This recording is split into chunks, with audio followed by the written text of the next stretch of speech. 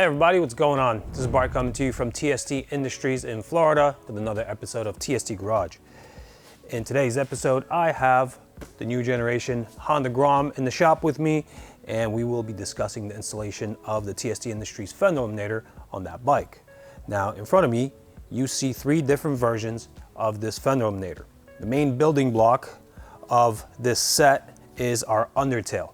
It is a small little fairing made of injection molded thermoplastic ABS. We have actually put a lot of thought into this.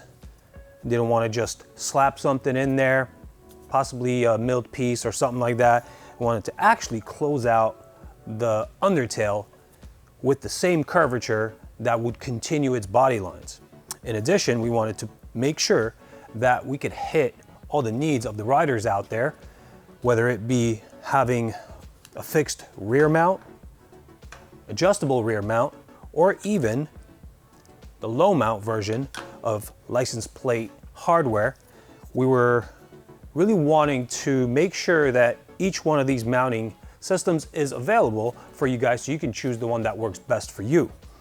Now, we also like to provide an Undertail fairing by itself for those guys that use either a swing arm mount or have the Grom for track use and just want to close out that hole left behind by the fender that is unneeded for the track. So this kit is actually available as a closeout set. Comes with all the hardware necessary to just make an installation to cover that hole and make your Undertail actually smooth and continuous, and you basically look like the bike rolled out of the factory that way. This piece is color matched and texture matched to the Undertail of this bike. That's how we do things here at TST Industries. Let me give you a couple different details on these parts. What you see here and here are the two different versions of the static mounting hardware. This mounts your license plate in the back. It is a fixed angle bracket. It is made of stainless steel. Then it's powder coated black for a stealthy look. All of the hardware that we use is stainless steel, so it will likely outlast your bike. Same goes for the low mount. Same materials, similar features. It is a fixed mount, so there's no adjustability there. Here on the flagship version, which is the Elite-1 adjustable, you unlock these hinges and you're able to fine-tune the angle to your liking. And in addition, all of these components here are made of CNC machined aluminum. They are black anodized, also very durable stuff. And like I said, with all of our kits, we send stainless steel hardware that will last you the life of your bike. In this particular video, we'll focus on the installation of the low mount Fender Eliminator. If you need the steps required for the installation of one of the two rear mount versions of the Fender Eliminator, we do have a separate video for you. It will be linked in the description of this video. Now that we know what we're working with, let's go grab some tools, go on over to the bike and start wrenching. We will begin by removing the seat here. And then we will remove the license plate off the stock setup here. We will reuse whatever hardware came with your Grom to reattach the license plate to the new setup. If for some odd reason you don't have any of this hardware, there are sets available for purchase from our website, tstindustries.com. We have these reflective sets, and then we also have this really nice countersunk anodized aluminum washers coupled with stainless hardware that also looks really good on this setup. Now, I have a quick note to make here. We are about to remove the entire fender. That means we are removing the signals and the license plate light. Something will have to be done about retaining signaling functions, and for those guys who want to run a license plate light, in our store, it's pretty much split 50-50. Some do, some don't. For those of you guys that do want to run a license plate light, we do have one available for purchase. It is a separate unit. We don't shove this down everybody's throat. Those who want to purchase it do. The ones that don't, obviously, freedom is choice, so the choice is yours. Now here you see our integrated taillight already mounted here. We are actually using the signals within this capsule. That is also an option that you can use for retaining signaling functions on your bike. We also sell pod signals of different kinds. We have several different choices. This is just an example. It's our BL6 lamp. This comes in smoked or clear. We have mounting kits that attach these signals to the license plate bracket. The wiring for this unit would have to come from the removal of this sub harness from the removed fender. The actual taillight comes with a self-contained harness that plugs all of the functions in. None of our components require splicing. Really, this is all plug-and-play stuff. Just wanted to mention that before we begin. At this point, we will need to find the electrical connection from the Fender equipment to the bike. It is contained on the left side of the bike. The connector is in a boot, and it looks like this. 4 conductors, yellow, blue, orange, and green wires leading into it. We need to take the boot off, and there is an unlock feature here. Press it down, pull them apart, and now this will be able to be routed back through to the underneath. We first have to drop the fender. These 4 10mm head fasteners will need to come out. I'm using a 10mm socket for that purpose. Once I get to the last one, I will need to support the fender from the bottom. Now that the fender's loose, we also have the whole undertail loose. If we slowly start pulling back on the fender, we'll notice that the routing of this particular wire to all the fender electricals is through and under the left frame rail. So we will have to get it around, make sure it doesn't snag on anything, forward it to the hole that goes through the sub tray. Fairly straightforward. This all comes off. If you are running an integrated taillight, our integrated taillight will just plug right into here for the signal connection. If you are going to be using any other type of signals, like some of our pod signals, maybe some other brand signals, this sub harness will need to be taken out.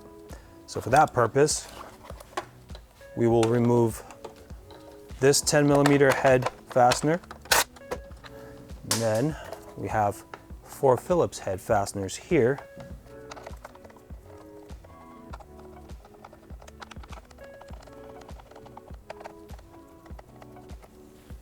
We have a tab coming off this lower shroud that interfaces with the steel part here. This entire shroud needs to be cleared from that tab. Could potentially just pop it off on the bottom and pull it in this direction. Once we gain access in here, the rest is pretty simple. This harness here forwards 1 plug down here to the license plate light. We simply just pull that out. We'll grab pliers for that purpose.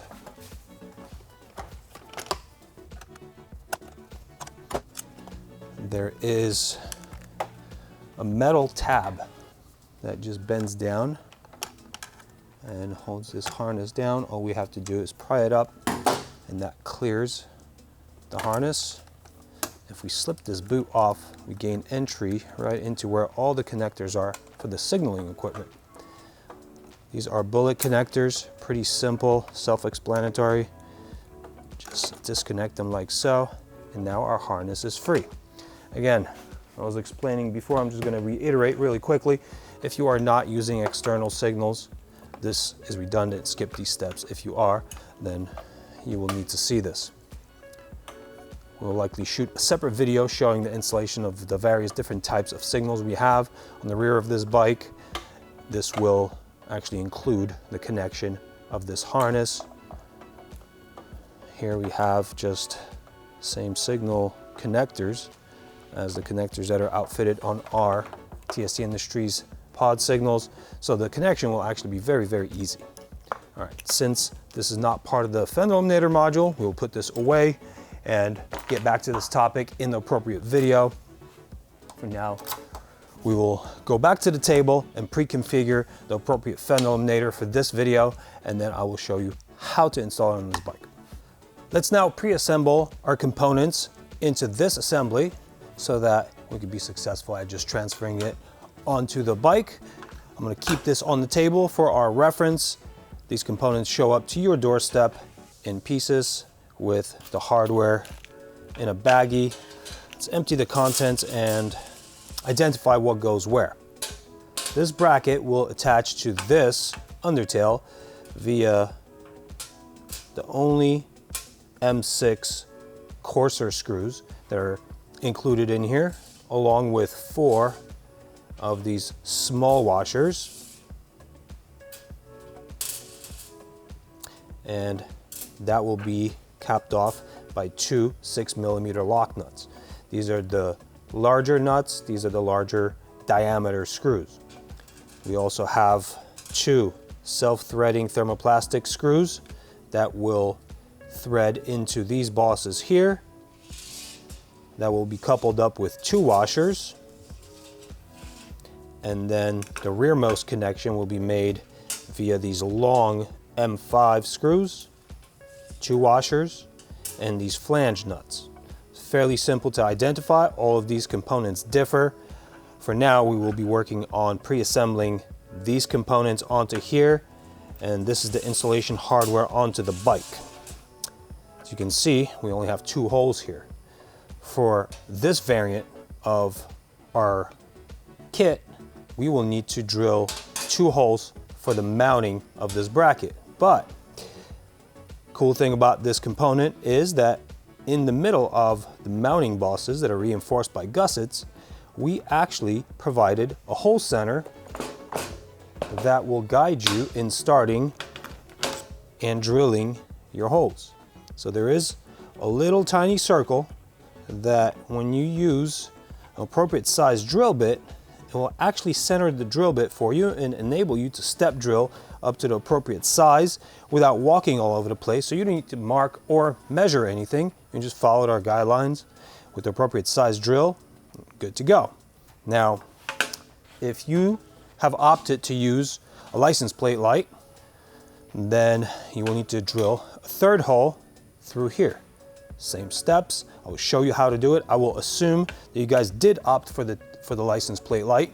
If you did not, just forgo the step of drilling this hole and the steps of the installation I'm going to show later of routing the license plate light and connecting it. All right. Let's start by selecting the appropriate drill size. I like to start with a 3/32 drill. For guys that use metric, that will be roughly equivalent to 2.5 millimeters. So I'm going to go ahead and drill right through that center. Make sure that you don't have any body part on the back side of where that drill is going to exit.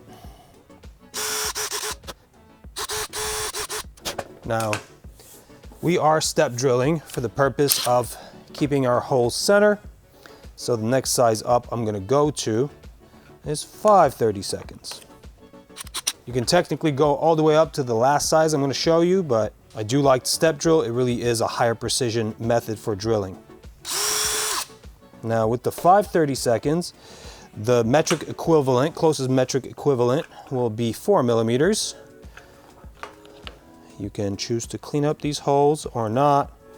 This is not the last size we're going to go for, but the center hole, passing the license plate wire, if you are using the TST Industries license plate light, the 5/32 will be your final hole size for that center. You don't want to make this too big because you don't want water and debris entering up there. So center hole will be done at this size. We will once again switch to another drill size. We'll go to 15/64, which is very close to 6 millimeters.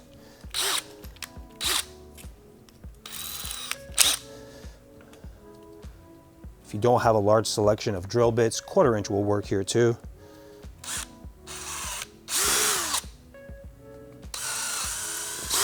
And remember, with this largest drill, we're only drilling out the outside holes and not the middle. Now, it's very likely that you will end up with some burrs on these holes. The bracket does clamp down on these connections. You could possibly just clamp them down if you don't want to clean them up. I do like to clean them up. I have a countersink tool that I use for cleaning this up. I understand that some of you guys may not have these tools, so I will show you an alternate method. You could take a utility knife and just pass it around the edge, and that will take your burrs off. Produces acceptable results.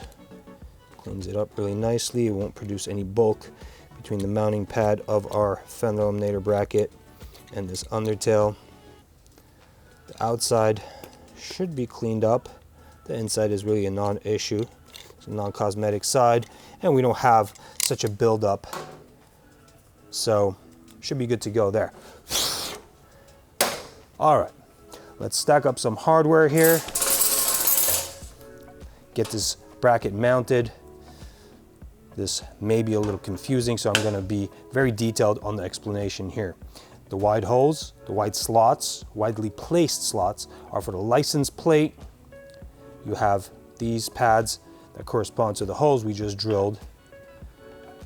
So you see how this goes up against this surface. And you have to make sure that on the bike, you want the undertail to be sort of in this position, and your license plate will be hanging this way. So if you got confused and mounted the license plate bracket upside down, you will notice that you have a diverging angle between this surface and this surface. That is wrong.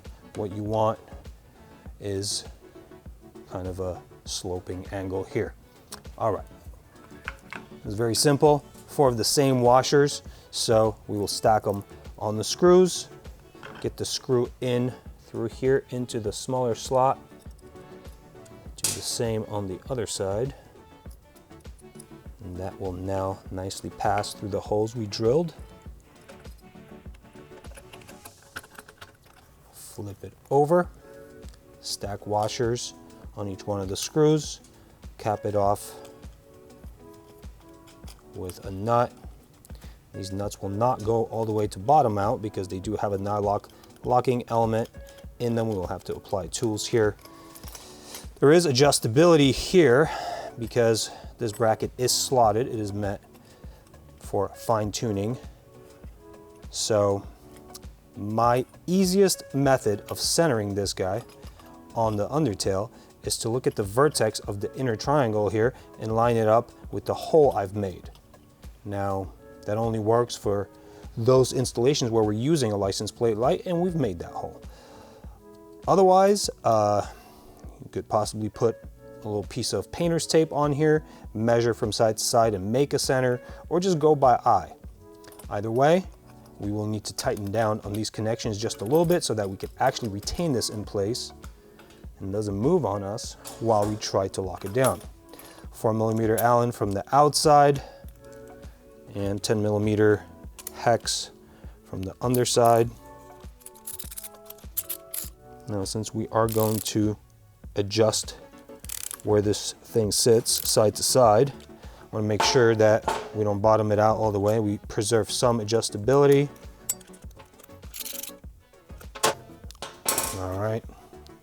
Once again, I'm going to center it, and now I'm going to go to full lock with these bolted connections. You don't need to exert too much force on these bolted connections because they do have a locking element in the nuts. You also don't want to strain the plastic that you're clamping in between all of this hardware. We did build in ribs and gussets here that reinforce those connecting areas, but if you exert too much force, then you will inevitably stress that area, and down the line you'll probably have problems with this thing cracking on you. So go to the bottom, tighten it up just a little bit, just a touch, and that will exert enough friction on this connection and this thing won't move on you. Now we are installing a license plate light, so I will route it at this point. We will want it to sit on the outside here and get clamped by the license plate itself. So we will go through this center triangle and try to go right through that hole that we drilled for access of the wire straight to the top side of the undertail, and in consequence, we will get this kind of a setup. I'm gonna grab this pre-assembly along with all the mounting hardware that attaches it to the bike, hop on over to the bike, and let's finish up. Now, working from the underside of the bike, we will pass the wire for the license plate light up through to the top, line up our assembly here in the void. All right, so for this next sequence, you could choose to do the rear screws first, but then you will have to route this across the top. What I'm gonna do is leave a little bit of gap here, engage my rearmost screws. So I'm gonna use the long countersunk screws through the bottom. Washer, flange nut on the top. These have enough length so that I can get a good bite on the threads and still have adjustability up and down for routing that wire. Once you engage one, system is self-captive. All right, so typically I like to get this connected closer to this connector here that has the actual OEM connection for the license plate light. If you've actually retained the OEM sub-harness from the Fender for the purpose of running external signals, your connection could be made over here or anywhere to the green and yellow wire. Now, if you are connecting to green and yellow, the green is the negative, so black from our license plate light will connect into this, and red into yellow.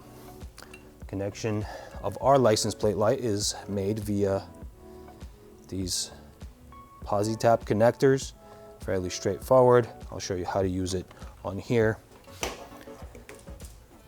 So since I am wiring into here, I'm gonna pass this license plate light wire under this frame component over to the outside under the sub tray here. This is basically how the OEM routing of the Fender lighting wiring is. So I kind of want to emulate that. I do like it to be clear of the trunk compartment, but just need to make sure that it's all nice and neat in there. If we have extra bulk, we'll have to distribute it somewhere. Now, this forward compartment here is a perfect place to get my wires S-folded. You could actually use a wire tie or something like that. The license plate light does come bundled up with a little twisty tie. You could neaten it up that way and then just shove it in between other wires that are already preloaded against another component. And then all you really want is just a little bit of this wire sticking out. Now, on our integrated tail light, we have provided pigtails for the connection of a license plate light. If you prefer to get terminals and connectors installed on these components for some kind of a sealed connector or something like that, you're free to do so. You could just undo these overlaps and then you'll have access to that. If you're just looking for a simple means of connecting, then these loops are made specifically for the purpose of being used with our system, because when installed in this configuration, our connectors remain axial, which means, or coaxial rather. All the connections are on the same axis and it's very easy to distribute the bulk. Open up the loop, get this end of your connector around it, get it fitted nicely within the loop until it looks like this. Piercing element gets screwed on. And now we have our base connection made. This connection is further made simple by having red to red, black to black. Now our license plate lights do come pre-stripped with a certain amount of wire hanging out. This is an R&D license plate light that I've been playing with here a little bit. So I'm gonna strip it back down. I somehow managed to dispose of the stripped ends, but this is kind of what they look like when they come to you guys. And you basically just loosen these smaller end caps, fit your stripped end in there, make sure it bottoms out, tighten it down, give it a tiny little tug, make sure that it's really in there and captive. Repeat. All right, now that we've made the connection, we need to verify that it's actually working before we move any further. We're good to go. Let's do some final bulk distribution here, making sure that these wires are actually contained. All the connectors are put away, won't be dangling around. And also make sure that nothing's getting snagged on the seat latch or anything like that. All right, we're looking good. Let's now grab the remaining fasteners for our Undertail assembly. These trilobular plastite screws that go through these larger washers. They go in these locations. We'll use Phillips head screwdriver to get these in. Remember, you are cutting a brand new thread into that Undertail. You want to be careful not to over tighten it when you get to the bottom position. Do that on both sides. Just along the way, making sure none of the wires are snagged in here, nothing's causing pressure on anything. We're looking pretty good. I do have my wire running under this frame component here for my tail light, just making sure that that doesn't get snagged. Make sure you support that Undertail from the bottom. You're just not stressing the other connection you just made. Get it to bottom out, tighten it up just a little bit past that, making sure all the bottom surfaces are flush. If you are extremely particular about not having gaps between the Undertail and the sub tray, make sure you adjust that before you tighten it down. I'm going to use a 3mm Allen from the bottom and an 8mm socket from the top, and I will tighten down on these rear connections. Let's get them to bottom out and then give them that tiny little bit of tightness past bottom out, and then everything will be great.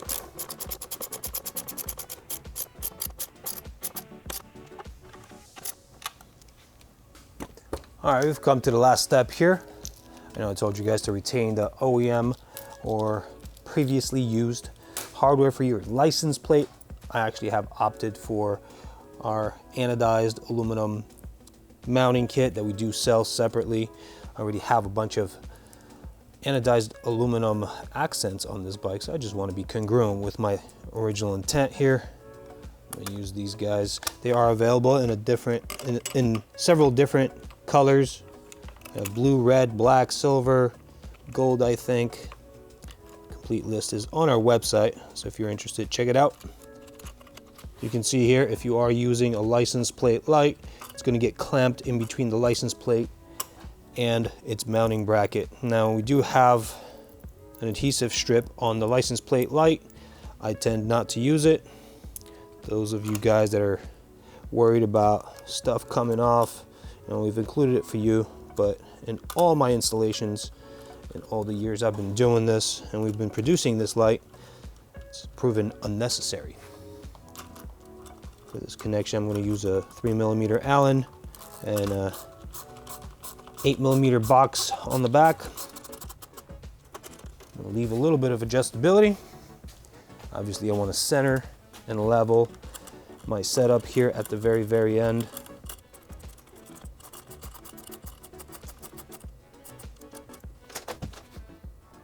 I'm going to center my license plate, center my license plate light, and when I'm comfortable with where everything is, I'm going to go ahead and fully tighten on those hardware sets.